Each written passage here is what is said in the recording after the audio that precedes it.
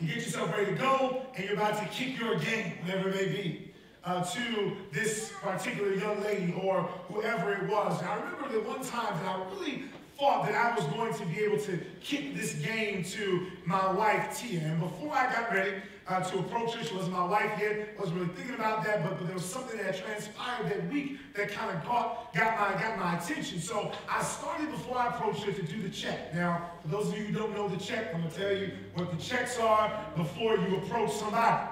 Okay? Number one, you got to make sure that your breath doesn't stink. Come on, somebody.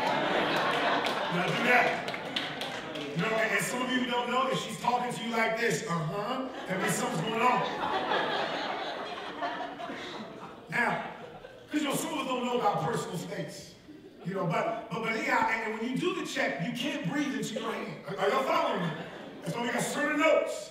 You can't breathe into your hand because your cologne, which is on your hand, will mask the funk in your mouth. So you can't do that. The next thing you might be able to do is you go to a window or in the bathroom and you breathe on the mirror. And if a lot of steam comes out, that means there's something wrong on the inside. You understand? You hold it. Yeah, so your safest bet is to take that Tic Tac, come on, put it inside your mouth, put it underneath the tongue, let that thing marinate first. Let it spread all throughout your mouth so then you're ready to go. Y'all got that? So I did that. I got the ready. Tic Tac on the bottom, bam, you hear all in the mouth. I said, I'm good to go. Second thing you need to do is you need to go into a mirror. You got to do this. And you got to look in your teeth and see if there's some food left over that's inside your mouth, and also check your nose to make sure nothing is just chilling right there. Come on, y'all, like I said, keep it real. You know, this stuff will just sit there and you can be doing all this and it's just still there. The only way to get it is if you go up inside. Come on, say that. So that's why you go to the bathroom, you have the stuff first. Because you're talking to the young lady and she will look at you like you're a fool. She won't tell you got it hanging out your nose. She won't tell you got your beef burrito still in your mouth. So you gotta make sure that you take care of that thing. So I done it. No burritos, no beans. I done that. Nose was absolutely clear. Everything was good. And I had my game together. I even knew what I was going to say. And it would work. I'm on a Christian campus, so I was going to talk about church. How can you go wrong? Talk about church. Game? I tell y'all. So I get up and I approach my mouth. It's okay. Hair's okay. Breath is fine. No boogers in my nose. Nothing in my mouth. We good to go. And I go to Tia and I say, hey, I noticed that you were playing the piano for the choir at Howard last week. Now, I said that to set the things up because Tia, during that time, now everyone was as close to Jesus as they are now, did not look like the type who could play the piano. Some of y'all know what I'm talking about. So I was shocked when I saw her up there playing the piano. So I said, girl, look like you play the piano. I said, have you been playing, how long have you been playing? She said, oh, wow. I said, okay, let me keep going. I said, so are you, well, how many classes are you taking here? Some. So, I'm not going to keep pressing the matter. And so I finally give up, and I say to myself, you know what, I was defeated. And actually, Tia and I, from that moment on, didn't talk for another 2 years. Are y'all following me? For a whole other 2 years, we did not talk. That's how you know for sure God said, okay, you need to get something together, brother, before you mess this thing up again. But here's the thing that got me. But here's the thing that messed me up. I mean, folks, I had the line right. Are you listening to me? I had the content, what I was going to say right. I was looking decent. I even had my hands right. I didn't get off in the face. All that stuff. This was a for sure victory I just knew I was supposed to have. I knew I should have won. I knew by the end of that conversation, she should have given me her phone number, and she should give me her address, and maybe even her car. She didn't give me all to me. Everything was tight. Everything was tight. Everything was wrapped up. But I found out that although it was, in my mind, a for sure victory, I still experienced a defeat. And I think all of us, maybe not in that arena, can really sympathize with me from this standpoint. Have most of us in our lives experienced defeat in areas where you knew you should have had victory? Are you following me? There are things in our lives that at this point in time, they are for sure victories. I mean, these are things that you know you should have conquered, yet you are still experiencing defeat. For if we're honest with ourselves, some of us should have conquered our laziness by now. Can we just be honest with one another? There are some of us who should have conquered our poor prayer and Bible study habits by now. We should have conquered that thing by now. Some of us should have conquered our attitudes by now. Some of us should have conquered our faulty diet by now. But the truth of the matter is that we are failing, listen to me, not just in areas, but we're failing in areas where we should be succeeding. See, there's a difference between just failing, but when you fail in an area where you know you should have success, there's a problem there. Now, here's one of the issues with failure. If you are a child of God, how many of you are a child of God today?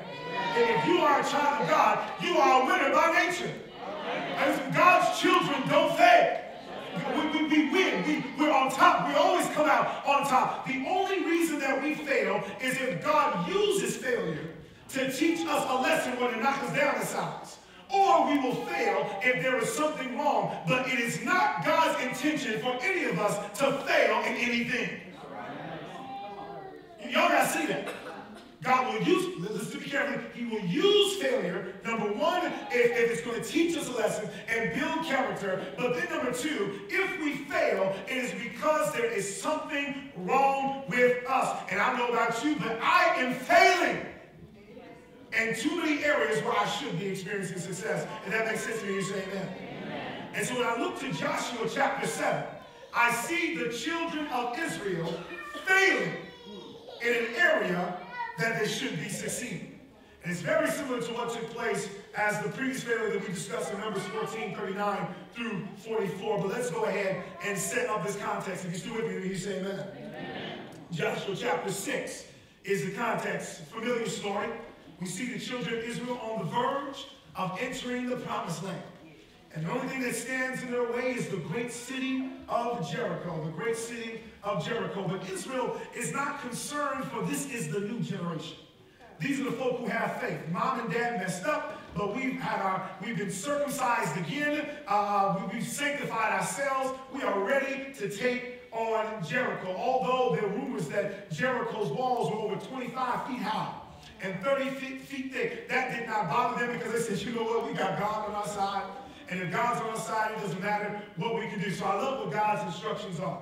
He tells them, and think about this, this is crazy. He says, y'all, what I need you to do is don't pick up any weapons. Just pick up some trumpets, pick up some horns, get the priests and the pastors out there, and I want y'all to just start marching around the walls of Jericho. Now, that's crazy, because you would think that as they're marching around Jericho, the Jericho army would just start picking them off one by one. Just look at them fools just sitting there singing. But they don't, because they are so blown by the fact that these idiots, are you listening? Are just marching around the walls, singing praises to God. As a matter of fact, I love VeggieTales and how they bring it. Y'all know VeggieTales? Have y'all seen that one, the two little French peas? And when they do the walls of Jericho, Joshua the big wall, they start singing this song, keep marching, because you won't knock down our walls, keep marching, because they're never going to fall. Can you see Jericho doing that? Just in the laughing at Israel, like, what y'all gonna do? And I like what God tells them. He says, listen, march around the walls, and on the seventh day, I want you to march around 7 times. And after the 7th time, I want you to shout, for the Lord has given you the city. Now, what they're actually doing as they're marching around the walls, and the type of music and the horn that they're blowing was a horn of Jubilee. And what that was a celebration and a praise for something that God has already done. But what's interesting is they were praising God for the walls being knocked down before the walls actually fell. Now, I got to give us this.